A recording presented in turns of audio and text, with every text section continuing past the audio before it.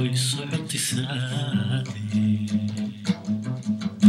انت سمع جعل صومالي وإدل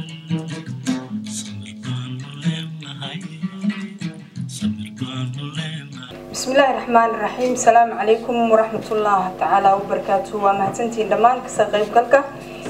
كلن كان لوغو تلقالي برورتيق aynu sameynayno fanaanadeeni qaaliga ahayd Saado Cali Warsame isla markaasina kamid ahayd xildhibaanada dawladda Soomaaliya. Kulan kan ay isugu yimaadeen qaybaha kala duwan ee bulshada ku dhaqan dalka Netherlands waxa aad si toos uga daawanaysaan TV-ga Som TV iyo Universal TV. kulanka waxaynu ku daafurnaynaa aayadaha Quraanka Kariimka waxaynu aqrin doonaa Sheekh Muuse Cabdi. أعوذ بالله من الشيطان الرجيم ولنبلونكم بشيء من الخوف والجوع ونقص من الأموال والأنفس والثمرات وبشر الصابرين الذين إذا أصابتهم مصيبة قالوا إنا لله وإنا إليه راجعون. kaas waxa ahaa Sheekh Muuse Cabdi oo ayadaha Quraanka Kariimka iyo dardaarankii ka dambeeyay inoo soo gudbinayay. Kulanka aan caawa isugu nimi oo ah kulanka aan hore idinku sheegay ee broordiiqda ah ee ku saabsanaa fanaanada weyneed ee qaranka Saado Cali Warsame waxaa soo qabanqaabiyay TV-ga Som TV oo ah TV afka Soomaaliga ku hadla oo dhawaan laga hirgeliyay dalka Netherlands. markana waxaan u yeereynaa Xuseen Khadiib oo isagu faahfaahin guud ka bixin doona kulankan broordiiqda ah ee aynu isugu nimi maanta. maamulka Som News TV wuxuu ka kooban yahay xubno fara badan oo ah dhalinyarada u jeedin maanta hawsha wada iyo kuwa wadanka dibadiisa ku nool iyo rag kale oo naga maqan maanta balse adowti ka halka imaan doona. waxaa sharaf weyn noo ah in aan nagala soo qayb gashaan baroordiiqda Allah u naxariistay marxuumad Saado Cali. waxaana mar walba hamin weyn aan ku qabnaa ummadeena Soomaaliyeed ee ku nool magaalada kala gedisan ee Holland anagoo isku dayayno wax alla wixii karaankeena inaan waajibkana saaran gudano bal hadda sana aan u baahanahay wax walba feedback xaqiina ka imaan doona. waxaan u istaagno waxa waaye danaheena guud farkaliina foolma dhaqda ay tir Soomaalidu marka halgan ayaan bilaabnay kaalmadiinna waa u baahanahay. Assalaamu alaykum warahmatullaahi wabarakaatuh. Saado de waxa weeye qof maanta laga sheekeyn karo maaha qof la oran karo Saado sidaan ahayd iyo caynkaan ahayd iyo kida ahayd waxay ahayd baweyna naqaanay Ilaahay lahaaba oobsaday haddii adduunyada laga jeclaa oo bulshada Soomaaliyeed iyo dadkeedu jeclaa xaq kale oo laga jecel yahay way tagtay waa ahlu khayr bay noqotay oo de waxa weeye 10 bari ugu dambeeyay Ramadaan yaana talaada arbacay gooday khamiis bay bari ahayd jamcada gudbay hooyatay waa intii la sheegay la yiri intaas ninkii inta noqda aakhir jannadu galaya marka ilaahay naxariis jannaasiyo way naga dhimatay kulligeed bay naga dhimatay. Saado isla soo shaqeynay wax badan baa isla soo shaqeynay barnaamijyo isla dhignay ruwaado badan baa isla dhignay barnaamijyadii dawladda isla dhigi jiray. markii ugu horeysay oo Saado ay ugu horeysayna iyadoo fanaanada ahayn ninkii ugu horeeyay oo soo arkay anigu ahaa guri ku yaala Siigaale meesha la yiraahdo yaanu aad marayna Allah u naxariistay Axmed Nuur wuxuu yiri halkan gabdhaha ku jira gabar heestana way ku jirtaa markaasaan balleegeli meeshii baan galay markaan meeshii galay gabadhii way tusay gabadhii baan saarnaa dhaxaykaas inay wax heestaa waxaad wanaagsan tahay tiyaatarkan dhowr maalmood keenay riwaayadana nala igtaan rabay fanaanid waxay oran jireen war gabadha macluumaan wado oo quruxdaan leh hadday cod u darsato bismillaahir rahmaanir rahiim waxay noqon doontaa hadda markii u dambeysay inteena dhiman 2 bilood ka hor ayay la soo hadashay waxay tiri barnaamij waxaa jira badda ku saabsan baddeena Soomaaliya iyadoo waa ka maqashay aan malaynayaa anoo ka hadlay marka waxay tiri ku faahfaahin maayo laakiin barnaamij badda ku saabsan heesii aan hadda ka hor wada qaadnay 85tii hees badda ku saabsan ayay macnaha ii soo dirtay ay tiri muuqaalkiina waa raadinayaa muuqaalka iyo muuqaalkan baan isku daraynaa barnaamij badda ku saabsanna waa sameynaynaa sanadka cusub barnaamij noocaas ee wadooyin faahfaahin ay waxay tiri hadda ku faahfaahin maayo laakiin anigu waxaan u dubtay allahu naxariistee waxay tiri waxaan u dubtay in aan ummadda guubaabiyo dadkii ما أريك هرت يهرب بس وحي waxay tiri dadku waxaad moodaa inay iska hurdaan oo la wada duray dadku waxaad moodaa qofka runta sheegaya in la yiri naca dadku waxaad moodaa inuuna qofka kala aaminin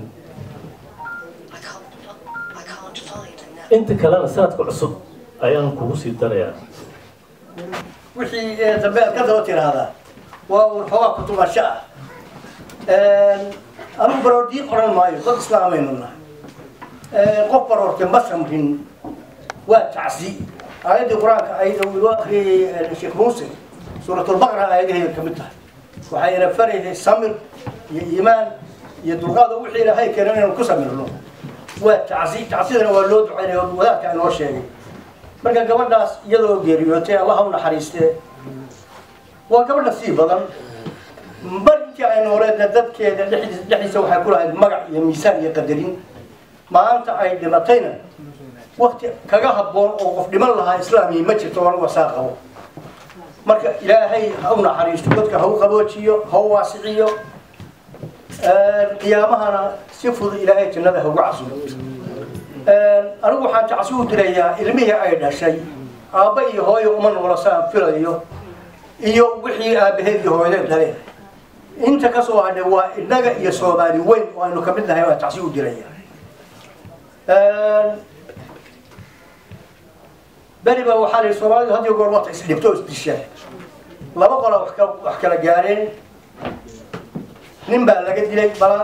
qolay wax ka dhintay baa duulaas soo orod soo abuubaladu waxa uu yahay ninka odayga u ahaa waxa duulaan baan xagee u socotay ninkii hebel soo laba dil duulaan baan hor waxaan tacsi u dirayaa saada cali warsame dadka ka geeriyooday gaar ahaan caruurteedii iyo qoyskeedii iyo ummadda Soomaaliyeed waa la sheegay saada waxay ahayd macnaa muxuu ahaa qof macnaa oo national oo qarana wax macnaa maaragtay wax lagu soo koobi karo sheeka ma ahan macnaa sidii la sheegay marka from fanaanad ilaa iyo siyaasi ayay noqotay intaas waxa uu dheeray waayadan dambe hataa saada heesa ayay hal abuur ayay sameey jirtay iyada ayaa heesaha macnaa fakari jirtay laxanka saari jirtay marka ma sha Allah runtii macnaa waxyaalaha ay qabato wax aan maaragtay aan inta ku soo koobi kara ma ahan laakiin walaalayaal waxaan idin xasuusinayaa muxuu ahaayay dad badan oo Soomaaliyeed oo wax garada oo leh taqaatiir oo leh haween oo leh muxuu ahaay wadaado badan oo leh dad military ah ummad badan ayaa soo saada horteedii la dilay saada cali dabadeedna macnaa dad waa la dili doonaa haddii aan xaalka sida uu hadda yahay waa fikirkayga aan waxba laga qabanin waxaa moodaa in abnigii wadanka uu dayac macnaa galay annaga waxaan ahayn generationkayga ama dadkii aniga ila mid ahay dadkii kacaanka ku soo barbaaray oo haddii qof la dilo qofkii wax haleeyo kugu dhaco waad dhimanaysaa mar walba saacadaada ma dhaafis marka walaalayaal say saharanaa la iga sheegtay saado Allah u naxariisto qabrigeeda Allah u qaboojiyo iyo xildhibaanadii ka horeeyay iyo dadkii ka horeeyay iyo shacabkii la laayay intaba Allah u naxariisto waa dad Soomaaliyeed waa dad walaalaheena maalin walba TV-ga waxaan ka aragnaa dad la laynayo masaakiin oo la qarxinayo la dilayo waa arrin foolxun arrintaasi heer waxaan ogaanaa aan TV-yadii Soomaaliya wallahi ma daawado runtii anigu saa uma xiis karayo sababtoo mar walba waxaan arkaa meel dad un meyd yaala ka dhimanaya la soo diray waa wiil Soomaaliyeed hooyo dhashay kala wax dilaya waa wiil Soomaaliyeed hooyo dhashay hooyada yaanya gadanaysa ama canjeelo dubanaysa la iska dilaya xildhibaan miskiin oo shaqadii qaranka hayaa la iska dilaya marka arrintaasi waa arrin foolxun waa arrin aada muruga noogu reebtay waana arrin jirkayaga iyo na taabanaysa marka insha allah ilaahay waxaan ka baryayaa soomaali inay midowdo oo dhibaatadan ay ku jirto ilaahay ka saaro waa arrin foolxun dowladda waxaan dardaaran siinayaa walaalayaal waxaan idinka baryayaa insha allah dowladdan fariin u gudbinayaa xaaladan hadda lagu jiro waa xaalad aada u foolxun qofka bala-aanigu yacni qof dadkii joogay iyo nolosha dadka bala-aaniga ku jiraan waa nolol aada u foolxun dadka waa la iska laynayaa cid wax loo soo qabanaya male cid la dilaya male hadda waxaan arkayay bas 4 wiil yaryaroo meel lagu dilay shacabka waxaan sheegayaa walaalayaal muqdisho waa idin baryayaa la shaqeeya dowladda aad baan idin baryayaa dowladda la shaqeeya guryahay kasoo toosayaan idinkaa ku xiga hooyada marka dambe wiilkeedu dilaya markuu dadka soo dhameeyo qof dad dilay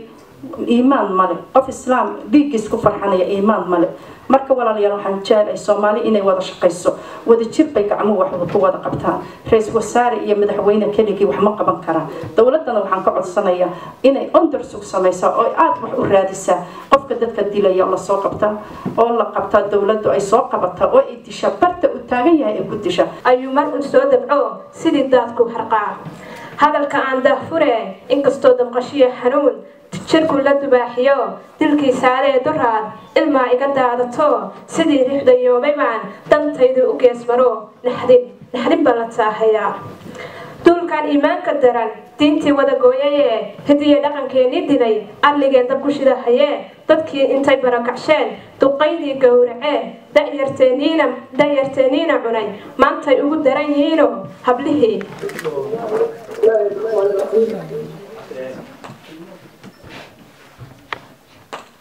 الله وبركاته ملائكة فرصة المبارك أنا كل وقت عايز هو عيد صار كتير سنة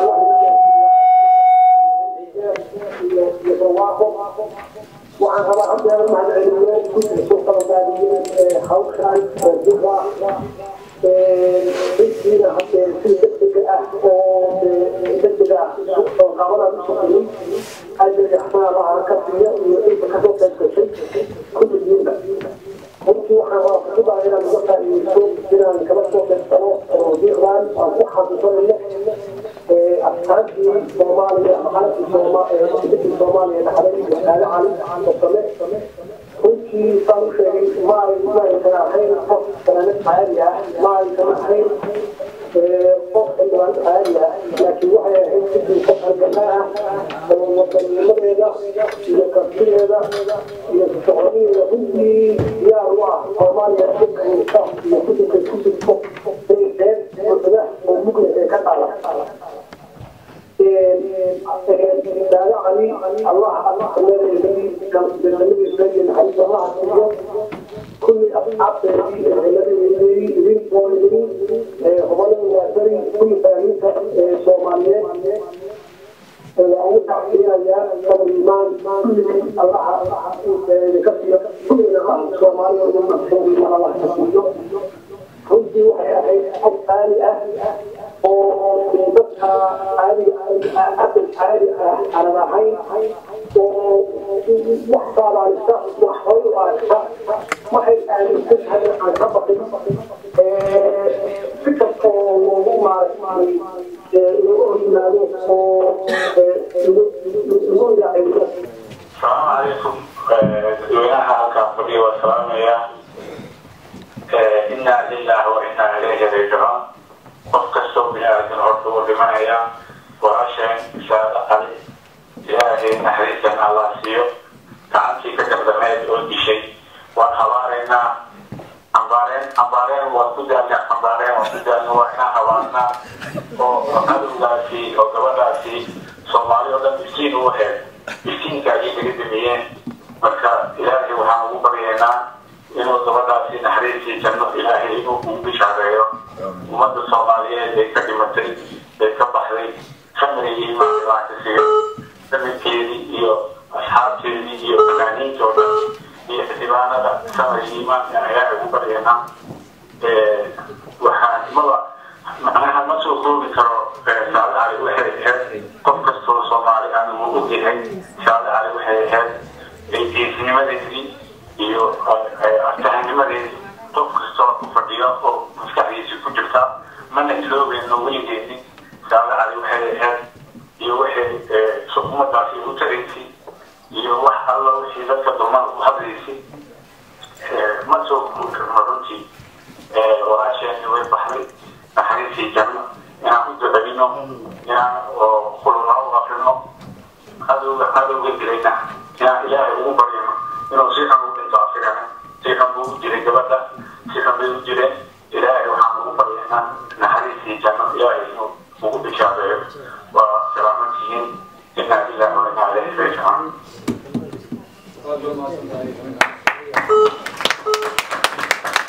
شادي محمد عبد الهادي هذا يوم ما صنطه برنامج كنا قيمها بدنا ما أنت نسوي معنا تحسيده فنانين الصوماليات وينات سادة على وسمة يعني هو كاسكسي أم بقالنا وحنا رنتي ربنا إن نسوق هذا البرنامج يرى ضاد أنا قلت رجلنا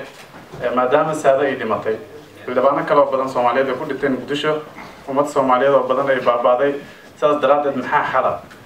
حاجة وأنا ربنا إن نسمينا ست مركز ثلاثة دوينها الصومالية كسوق بقلان وقفة إذا سنة أما أنا مو بندق بالشدة الصومالية أنا مو بدامنا واحد جرا والبعدين توحي كمان كان وكلية إن بداميان دباتوين كجرا يصير وحلو قبل لها طبعا دولتنا هذا توردنا لكن وحنوش هاي الناس سد أمهم سن أما سد أن أعرضنا نجا كميديا هاني كبرشة هندت كمركز كان رفض يجودي ما كنا نجودي كلا ونجلا كبتعلنا يضاده وحقوقه الرجال علي يحيى oo kamid ah guddiga aan rabnay inaan doodan u bandhigno si markaas ilaaligooda soo bandhigaan sidoo kale marwar ruqiya caddo oo iyana kamid ah marwooyinka bulshada Soomaaliyeed oo lana nagala qayb gali doonta barnaamijka Hamza han noolaato iyadana waxaan ku wacaynaa inay soo fariisto halkan sidoo kale waxa kamid ah Cabdirashiid Ibrahim Maxamed hadii uu joogo dabcan hore ha yimaado si markaas dooda ugu qayb galo iyo Daahir Ali Kamiin oo kamid ah guddiga aan rabnay inay dooda barnaamijka nagala qayb qaataan marka waxaan rabaa inaan marka hore ku bilaabo su'aasheeda aan weydiiyo Cali Yaxye oo dabcan kana mid ah shakhsiyaadka soo qaban qaabiyay taxsiidan aan sugu imaanay Cali maxay kula tahay saado weydii mata Allah ya raxma xildhibaano badan muqdisho qaar waa lagu dhaawacay qaar dhibaato soo gaartay shacab Soomaaliyeed oo aan la sheegin maalin kasta ku dhinta maxaa qorshe ah waxaan iska sugnaa inta sidaas oo kale u sii socdaan mas wax kale qorshe ah inna lillahi wa inna ilayhi raaji'uun waxaan marka hore u tacsiyanayaa igraan ah intaan su'aashaada ka jawaabin reerka ay ka geeriyootay Allah u naxariisto Saada Cali warsame safka hore ehelkeeda koowaad baan u tacsiyanayaa su'aal muhiim baan weydiisay runtii sida looga jawaabaana wax sahlan ma ahan laakiin aniga waxaan u arkaa in arinta Soomaalida dhibaatada Soomaaliya ka jirta maanta in ay mas'uuliyadeeda leeyihiin dhammaan ummadda Soomaalida meel walba ay joogaan si collective ah ayaan waxaan ugu fashilminay in waqtigan xaadirka ah dhibaatada wadankeena ka jirta inaanu jawaab u helno ma ahan magaalada capitalka oo kaliya in xalka Soomaaliya uu keeni karo ma ahan in dawladda Soomaaliya ka jirta ay xalka Soomaaliya keeni kartaa sida aniga aan aaminsanahay haddii aad isweydiisaan dawladda Soomaaliya maanta caawo waxay ka yihiin 1% oo populationka Soomaaliya 99% in ka badan ummadda Soomaalida ah ee aan dawladda ku jirin waxay go'aansatay in ay dhibaatada jirta ay indhaha ay ka fiirsato waxaa nagu dhacay xanuun la yiraahdo maxaa iga galay oo fisqilad ah xanuunkaasi wuxuu keenay in maalin walba qof muhiim ummadda u ah in laga dhex bixiyo oo la dilo haddii ummadda Soomaalida ay rabto inay dhibaatada hadda jirta inay ka gudubtaa waa inay xal u heshaa xanuunka ah aniga maxaa iga jira haddii taa xal loo helin ma filaayo in koox kooban ama deegaan kooban ay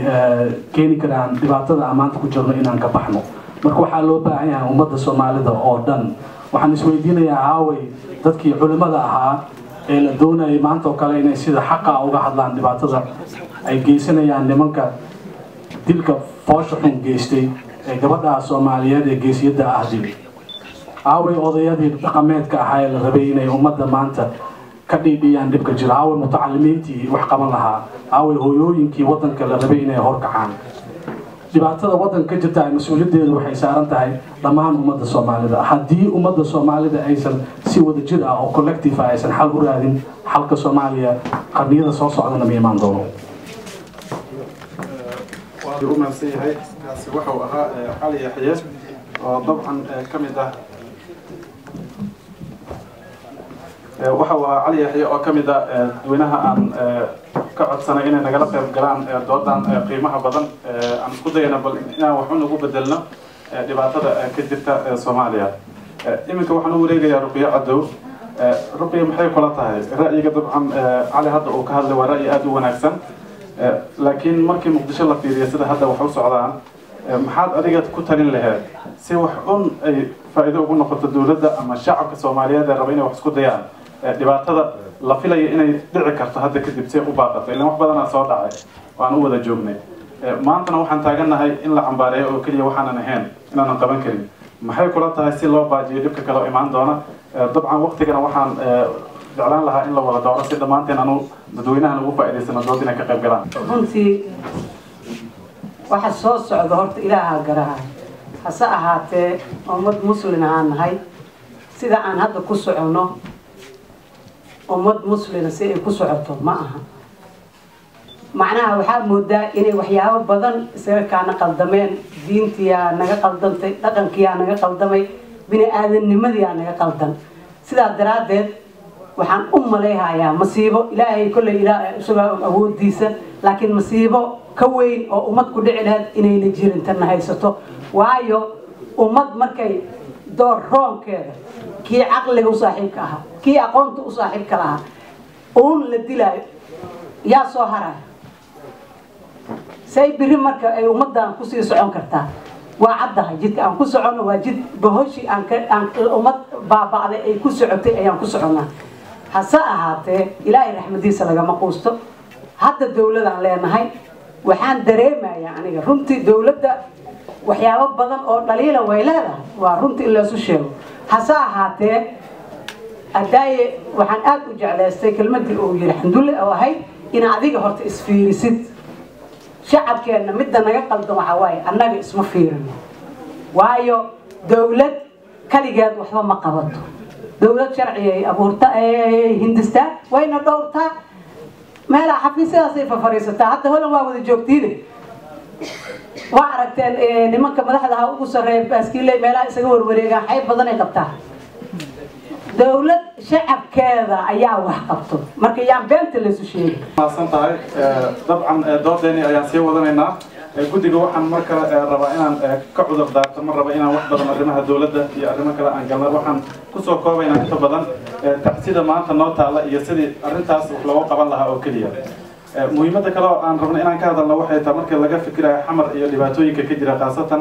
ilmaha yaryar mar walba dadka isku qarxiya ama dadka dila haddii iyaga la qabto inuu kusoo talagalay inuu isdilo ama isqarxiyo kii ka badbaadina la dilo saas waxaa mar walba kusii dhammaanaya ilmihii yaryaraa muhiimadda waxay tahay in gadaal loo fiiriyo ilmaha meesha laga soo abaabuliyo wax lasoo sameeyo si xal loo gaaro haddaanan meesha dhibaatada ka imaan wax laga qaban oo laga fikirin waxay la tahay mar walba in lagu jiri doono carruur yaryar oo soomaaliyeed oo markasta lasoo tashkiiliyo oo lasoo dirana dabcan soomaalida waxaa laba dadka ugu badan oo ilmaha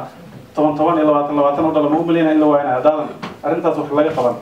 waxaan siinayaa cabdirashiid waan isleeyahay ra'yigiisa inuu kusoo daro bal barnaamijkan maanta dooda aan ka hadlayna arrimaha tacsida iyo sidii wax looga qaban lahaa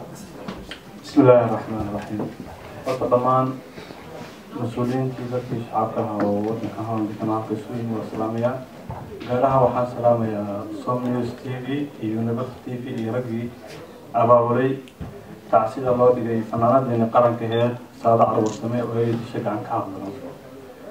مركم أرنتي هذا سؤال شدان دب أوصل لطو horta aniga dad waqti wadanka imida ahay dhowr iyo 20 sano la-aanta jirtana maamuladii wadanka ka jiray qaar kamida ka soo shaqeeyay waxaan maraa 2001 ilaa 2009 maamuladii gobolka banana ka shaqeynayay ayaa ka soo shaqeynaya waxaan inta badan ahaa xogayihii guud ee gobolka banana runtii Soomaaliya meesha maanta ka jiran tahay waxaan isdhihi karaa waa caasimadii nabiga calayhi salaatu wasalaam wuxuu yiri jirka waxaa ku jira cad hiliba cadka hilibka hadduu hagaago jirka dhan wuu hagaagaya cadkaas wuxuu ku sheegay nabiga calayhi salaatu wasalaam qalbiga meesha soomaaliya ee ka jiranta waa qalbigii waa caasimadii ana waxaan dhihi lahaa dhibaatadan haysato meesha naga haysato waa qalbigan ka jiranahay waa in caasimada ay hagaagto caasimada yaa hagaajinaya marka caasimada soomaaliya shacbigeedii haddii la eedan lahay haddii kalaba shacbiga way soo daareen waxaa markhaatidiin ahaan xilligii farmaajo yimid xamar waxaa ka jiray si ay dadku shucuurtooda u dowladnimada u rabaan sida ay nabad u rabaan dadku way caddeeyeen waxa meesha ka maqan yaa la qarin waa kaalintii dowladdu la helayaa meesha ka maqan yahay aad iyo aad dadweynaha waan usoo laaban doonaa ra'yigooda waan siinaynaa marka hore waxaan isku dayaynaa guddiga inaan wada deeqsiino dooda si markaas ra'yigooda xitaa aad ugala dhexbaxdaan wixii markaas ay dhala tahay waxaan siinayaa xamse ha noolaato oo aan isleeyahay dabcan ra'yigeeda qiimo badan oo ku fadhiisan doonaa marka ay soo gudbiso maxay kula tahay dhibaatada ka jirta ma dhibaato hal dhinac keliya ka socota xamar dhibaatada ka jirta dadka khaasatan dhibaatooyinka bulshada la gaarsiiyey dadkooda hawdoorka ee xildhibaanada ah mise waa dhibaato guud ahaan oo aan la garan karin meel ay ka socota xalkeedana u baahan in iyagoo dhan ay ka wada qayb qaataan mise waa dhinac keliya oo xal laga heli kara haddii bulshada ay ku dadaasho sidii lasaga bixin lahaa ama wax looga qaban lahaa dhibka jira horta bismillaahi raxmaani raxiim innaa lilaahi wa innaa ilayhi raajicuun horta waxaan tacsiid kaliya laab ah dareen aada iyo aada u kulul aan u jeedinayaa fanaanadeennii qaranka fanaanadeennii soomaaliyeed aan meel gaara iyo gobol gaara iyo reer gaara ka tirsanayn baan horta ka tacsiidaynayaa geerida run ahaantii waa xaq nin walbana waa sugaysaa laakiin qaabka ay kugu timaado ayaa xanuun badan aada iyo aada midaan ugu xanuunsanay weeye samir iyo iimaan allaha naga wada siiyo dhammaan ummadda soomaaliyeed si gaara qoyskii ay ka geeriyootay caruurteedii ehelkeedii inta ay wax wadaagaan dhammaan aada iyo aad baan uga tacsiidaynayaa qof gaara haddii aan tilmaamana iga raalli ahaada oo aniga si gaara maaragta aan u dareemay inay ka mid tahay qayb familka ah zahra diiriye gabacdiid si gaara ayaan ugu tacsiyadaynayaa iyadoo hoola nala joogta inkastoo inta kalena aan u wada tacsiyeeyin midaas waa samir iyo iimaan allaha naga wada siiyo haddii aan usoo noqdo su-aashaadii waxaa weeye arrin meel gaara ka socota ma aha anigu xamse ahaan meel gaara iyo qoys gaara iyo qolo gaara iyo group gaara mid ka socota ma aha waa saameyn ummadda soomaaliyeed oo dhan mid wada taabatay waaye qolaa iska sheegata hadda markii maanta qof la dilo qolaa iska sheegato taasoo ku darsanaysa ama awood iyo baawar inay ku hesho al-shabaab baa iska sheegata laakiin ma ahan baroorta orgiga ka weyn waxaa weeye soomaaliya yaa laayay kasoo bilaaw hiiraan wasiiradii diblomaasiyiintii ku geeriyootay 100 iyo dhowr qof ayaa hal maalin la dilay waa kow yacni 24kii markaan kasoo reebo dadka la qarxinayo waxaad kasoo qaadataa dhalinyaradii jaamacadda soo dhameeyey maxay wasiiradii hormuudka u ahaa wasiirkii isboortiga wasiirkii caafimaadka wasiirkii ibdaa iyo tacliinta sare aqoon-yahan qiimo badan hal maalin meel lagu dilay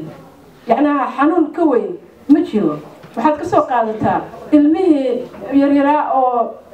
wakaaladii hargaha iyo saamaha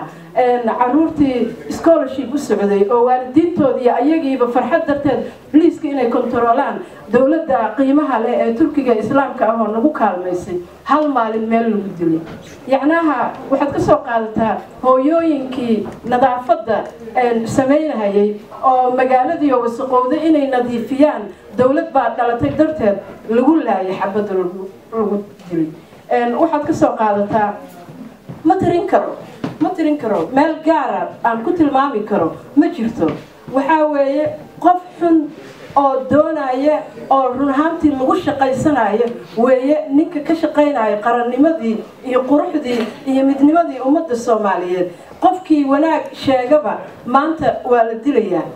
yacnaha kama soo qaad maanta waxay joogtaa hadda arrintii waaba dhaaftay karkii way dhaaftay